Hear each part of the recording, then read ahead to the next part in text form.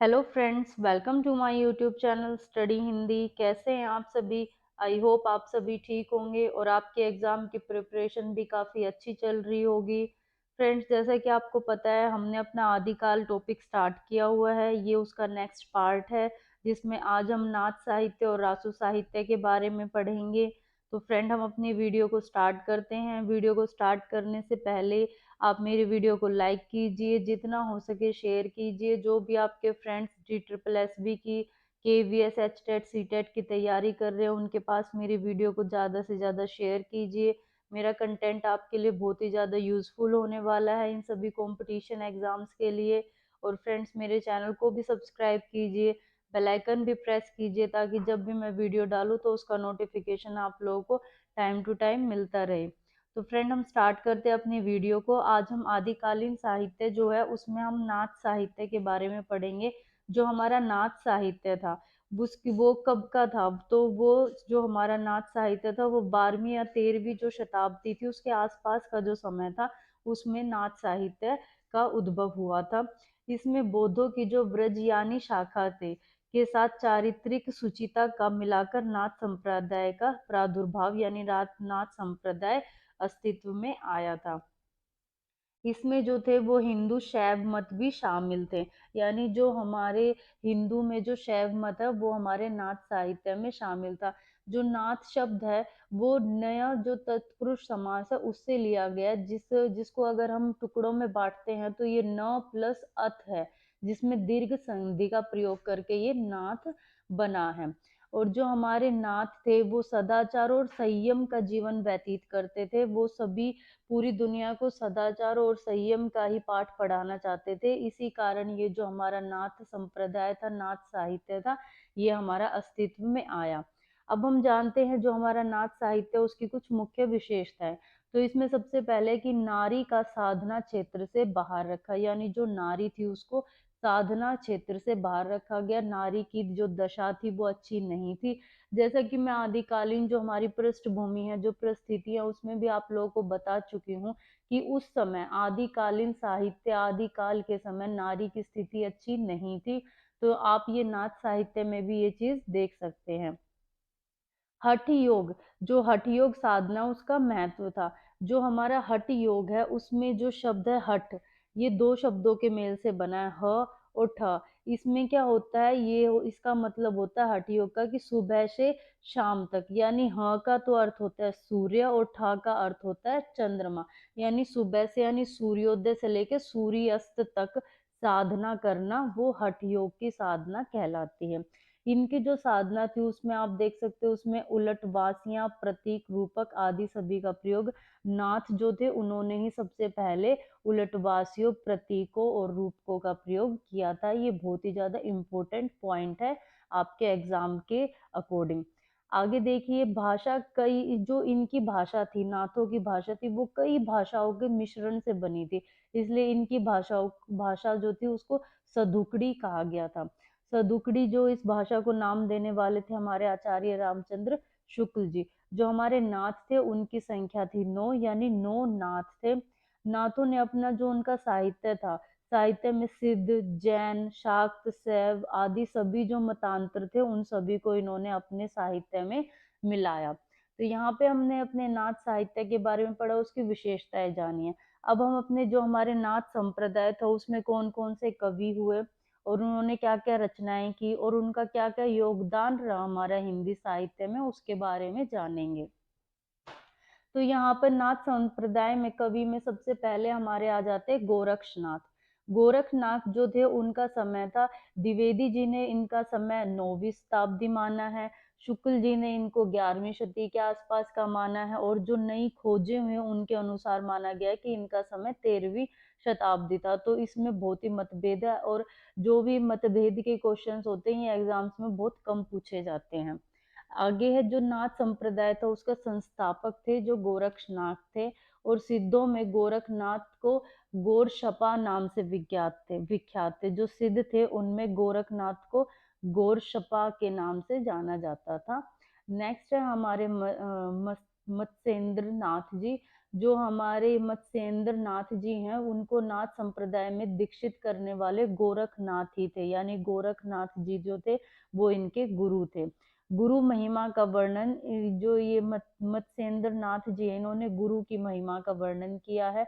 और नाथों ने जीवन का परम लक्ष्य मोक्ष माना है। नाथों का मानना था कि हमारा जो जीवन है वो कुछ नहीं है, हमें बहुत ही सिंपल सीधा साधा जीवन व्यतीत करना चाहिए, और हमारे जीवन का परम लक्ष्य यानी सबसे बड़ा लक्ष्य मोक्ष की प्राप्ति होना चाहिए। नेक्स्ट हमारे आते हैं इसमें चरपटनाथ जी। चरपटनाथ जी जो हैं गोरखनाथ शिष्य, और इनका एक अन्य नाम है जो है इनका चक चरकानंद, यानी चरपटनाथ जी को चरकानंद भी कहा जाता है, और गोरखनाथ जी के ये शिष्य थे। ब्राह्मण जाति के थे ये, और विचारवान और बाह्य आचरण को प्रमुखता देने वाले थे। सिद्धों का सबसे ज्यादा फटकार लगाने वाले, जो सिद्ध हैं उनको सबसे ज्यादा फटकार लगाने वाले हमारे चरपटनाथ जी ही थे। नेक्स्ट हमारे आते हैं चौरंगीनाथ प्राण। चौरंगीनाथ जी जो हैं वो प्राण संकली जो रचना है वो की है इन्होंने, और वामाचारी जो प्रवृत्तियां हैं उन सब का इन्होंने विरोध किया है। वामाचारी प्रवृत्तियां कौन सी होती है? वामाचारी प्रवृत्तियां होती हैं जो कि हम अपने मोह माया में, लोभ में जो लिपटे हुए हैं अपने जीवन से, तो इन्होंने उन सब का विरोध करके सादा और सिंपल जीवन जीने की लोगों को शिक्षा दी थी। आगे हम देखेंगे कि जो हमारा नाथ संप्रदाय है उसमें कितने हमारे उसमें बताया गया कि मिश्र बंधु विनोद जी थे, उन्होंने बताया कि जो नाथ संप्रदाय उसमें जो गोरख थे उन्होंने 72 ग्रंथ उनके माने गए हैं कि गोरखनाथ जी ने 72 ग्रंथों की रचना की है। वहीं शुक्ल जी ने माना है कि उन्होंने 10 ग्रंथों की रचना की, और द्विवेदी जी ने माना है कि उन्होंने 28 ग्रंथों की रचना की है। ये क्वेश्चन कभी कभी पूछ लिया जाता है। और जो डॉक्टर पीताम्बर गत बड़थवाल जी हैं उन्होंने माना है कि उन्होंने 14 ग्रंथों को प्रमाणित माना है जो हमारे नाथ संप्रदाय के हैं। और उन्होंने कहा था कि सन 1942 में एक गोरखवाणी नाम से संकलन प्रकाशित करवाया उन्होंने, डॉक्टर पीताम्बर जी ने, जिसे ज्ञान चौतीसा के नाम से भी जाना जाता है। और उसमें जो नाथ थे उनकी सभी रचनाओं को सम्मिलित किया गया था। अब हम आगे यहाँ पर देखते हैं कि हमने यहाँ पर अपने नाथ संप्रदाय को कंप्लीट किया है, जिसमें हमने अपने 4 नाथ यानी कि गोरक्षनाथ, मत्स्येंद्र नाथ, चरपटनाथ और चौरंगीनाथ के बारे में पढ़ा। अब नेक्स्ट जो हमारा साहित्य आता है नाथ संप्रदाय में से, नाथ साहित्य में से आपको इसे इतने ही क्वेश्चन पूछे जाएंगे, इससे बाहर ज्यादा कुछ नहीं पूछा जाएगा कि नाथ साहित्य की स्थापना किसने की, तो वो हमारे गोरक्षनाथ जी ने की थी। और जो आपसे ये लास्ट में जो प्राण संकली रचना है ये पूछी जा सकती है, बहुत इंपॉर्टेंट है, तो ये चौरंगीनाथ जी की थी। आप नेक्स्ट हमारा आता है यहाँ पे रासो साहित्य। जो हमारा रासो साहित्य है उसकी हम यहाँ पे बारे में जानेंगे। ये राजस्थान के राजाश्रित जो चारण कवि थे उनके द्वारा लिखा हुआ साहित्य था हमारा रासो साहित्य। जो हमारा रासो शब्द है उसकी उत्पत्ति कैसे हुई? शब्दकोश में जो रासो है उसका अर्थ होता है गर्जन, तर्जन या लड़ाई। गारसा दी जो तासी थे उनके अनुसार राजस्यु यज्ञ से उत्पन्न हुआ माना है रासो साहित्य को। और आचार्य रामचंद्र शुक्ल जी ने रसायन शब्द शब्द से उत्पन्न माना है। ये क्वेश्चन आ जाता है एग्जाम में, ये पूछा भी गया है, प्रीवियस ईयर में देखा भी गया है ये क्वेश्चन। जो गारसा दी तासी थे उन्होंने तो राजस्यु यज्ञ से उत्पन्न माना है, और आचार्य रामचंद्र शुक्ल जी ने रसायन शब्द से उत्पन्न माना है। तो आप इसको राइट डाउन कीजिएगा और अपने शॉर्ट नोट्स में इसको लिखिएगा ताकि एग्जाम के पास आप इसकी रिवीजन अच्छे से कर सकें। आगे हम देखते हैं जो हमारा रासो साहित्य है। रासो साहित्य में हमारे कौन कौन से प्रसिद्ध कवि हुए और उन्होंने क्या क्या रचनाएं की। रासो साहित्य हमारा बहुत ही बड़ा साहित्य है और उसमें बहुत से क्वेश्चन रासो साहित्य में से एग्जाम्स में पूछे जाते हैं, तो ये बहुत ही ज्यादा इम्पोर्टेंट है। आप साथ के साथ अपने नोट्स बनाते चलिए। तो इसमें सबसे फर्स्ट आता है हमारा जयचंद्र प्रकाश। जो जयचंद्र प्रकाश जो रचना है वो लिखी है हमारे कवि भट्ट केदार जी ने। जी इसमें हम देखते हैं जो जयचंद्र प्रकाश है उसमें क्या है, जय मयंक जस चंद्रिका और जयचंद्र प्रकाश, ये 2 ग्रंथ लिखे हैं कवि भट्ट केदार जी ने।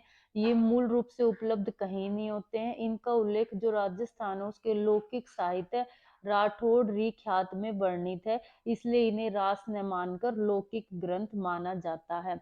ये बहुत ही मोस्ट मोस्ट इम्पोर्टेंट पॉइंट है कि जो जय मयंक जस चंद्रिका और जयचंद प्रकाश जो हमारे ग्रंथ हैं, इनकी रचना किसने की और इनका हमें संकलन किसमें मिलता है, तो इनका संकलन हमें राठौड़ री ख्यात में, जो राजस्थान का लौकिक साहित्य है, उसमें हमें इसका संकलन मिलता है। ये जो हमारे दोनों ग्रंथ थे, इन दोनों ग्रंथ में पृथ्वीराज के जो मौसेरे भाई और कन्नौज के शासक जयचंद हैं, उनके शौर्य को वर्णित किया गया है, उनके शौर्य का बखान किया गया। जैसे कि मैंने आपको रासो साहित्य की विशेषता में आप देखेंगे, सबसे फर्स्ट पॉइंट है कि ये जो साहित्य था, ये चारण कवियों द्वारा लिखा था, और मैं आपको बता चुकी हूँ कि जो चारण कवि थे उनका कार्य क्या था। चारण कवियों का कार्य था सिर्फ अपने राजाओं को प्रसन्न रखना, अपने राजाओं की बढ़ा चढ़ा के तारीफें करना अपने साहित्य में। तो इन्होंने जो हमारे फर्स्ट हम यहाँ रचना दे रहे हैं, जयचंद प्रकाश और जय मयंक जस चंद्रिका, उसमें जयचंद जो शासक था उनके शौर्य का वर्णन हमें देखने को मिलता है। मैं यहाँ पर फ्रेंड्स आपको जो रासो साहित्य है, इसके लिए एक आपको सूत्र या हिंट भी दूंगी, जिससे आप बहुत छोटे से सूत्र से सारी जो रासो साहित्य में जो रचनाएं हुए, प्लस जिन्होंने इनकी रचनाएं की, जो कवि थे, उनका आपको अच्छे से लर्न हो जाएगा। तो जब हमारा रासो साहित्य कंप्लीट होगा तो मैं आपको वो सूत्र भी बता दूंगी, तो उससे आपको बड़ा इजी हो जाएगा रासो जो साहित्य है उसको अच्छे से करना। अब आगे हम देखते हैं, आगे हमारी जैसे मैंने पहले ही बताया, जय मयंक जस चंद्रिका, ये हमारी कवि जो हमारे भट्ट केदार जी हैं उनकी रचना है। नेक्स्ट हमारी आती है भीसल देव रासो।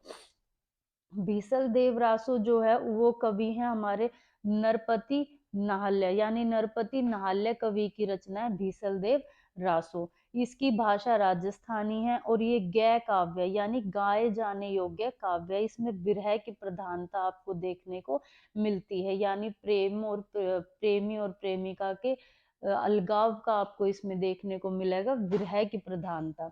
भीसल देव व राजमती के वियोग का वर्णन, यानी जो राजा भीसल देव थे और उनकी जो प्रेमिका थी, रानी थी राजमती, उनके वियोग का वर्णन आपको इस रचना में देखने को मिलता है। कुछ जो आलोचक थे वो इसे वीर काव्य भी कहते थे। कुछ आलोचकों का मानना था कि ये एक वीर काव्य भी है, सिर्फ एक प्रेम काव्य या विरह की प्रधानता ना मानकर इसमें वीर काव्य में भी इसको सम्मिलित किया गया है, क्योंकि इसमें भीसल देव जो थे उनके पराक्रम और जो उनका गौरव था उसका वर्णन काव्य के प्रारंभ में किया है। इसी कारण इसको एक वीर काव्य का नाम भी दिया गया है, क्योंकि उनके गौरव का भी बखान किया गया और उनके पराक्रम के बारे में भी इसमें लिखा गया, इसलिए इसको एक वीर काव्य भी माना जाता है।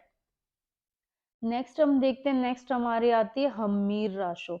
जो हमारी हम्मीर रासो जो रचना है, इसकी जो रचना है वो तीन जो हमारे कवि हैं उन्होंने उनकी मानी गई है। सबसे पहले आते हैं इसमें हमारे श्रांगधर, फिर पंडित जोधराज और फिर जाज्वल बनन। तो और जो इसमें सबसे ज्यादा जैसे एग्जाम में पूछा जाता है या इसको फर्स्ट प्रायोरिटी आप जिसको दोगे वो है हमारे जो स्टार्टिंग में है, यानी शांगधर, इनकी मानी जाती है हमीर रासो। इसमें क्या था, हमीर रासो में ये रणथंबोर के जो शासक थे हमीर, व अलाउद्दीन के युद्ध का वर्णन है। जब आप यहाँ देख रहे हैं कि युद्ध का वर्णन है तो जाहिर सी बात है इसमें हमें कौन सा रस देखने को मिलेगा, इसमें हमें वीर रस